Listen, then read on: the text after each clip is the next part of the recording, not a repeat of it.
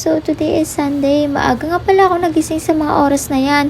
Kasi nga naman ay nakita ko ang tambak kong labahan. Kaya ayan, inumpisan ko na. So bali inuna ko lang palang mga maninipis dyan bago sinunod ko yung mga makakapal.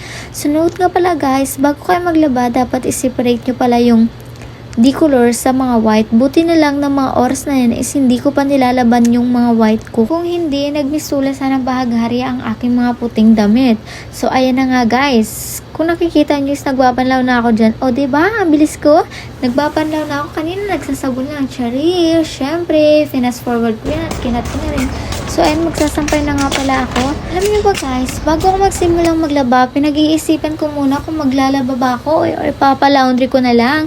Kasi nga naman, ang hanger ko ay hindi sapat. 24 pieces lang ang hanger ko, pero yung mga damit na nilaban ko, sandamakmak na. Parang isang buwan ko yatang hindi nilaban yan. Charis! Ano nga sa kabilang utak ko, sayang nga naman kung hindi ko gagamitin ang bago kong order na hanger. 36 pieces nga na hanger ang na-order ko sa TikTok. At nagulat nga ako paglabas ko dyan dahil andyan na si Kuya Ryder na maghahatid na naman ng aking parcel. Hay nako! Okay na yan, Kuya. Okay din. Tuyo yan labahan mo, mama. At napasabi pa nga si Kuya na tuyo na ang labahan ko mamaya dahil nga naman ang dami kong hanger at siya din kaninang umaga naghatid ng aking parcel.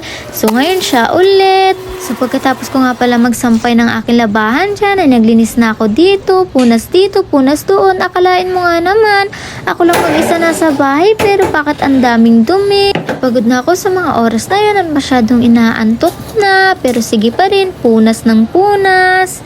So ayan na nga guys, natapos na din finally at matutulog na ako at munti ko nang makalimutan na ang cellphone ko pala ay naka-record. So, ayun lang, thank you!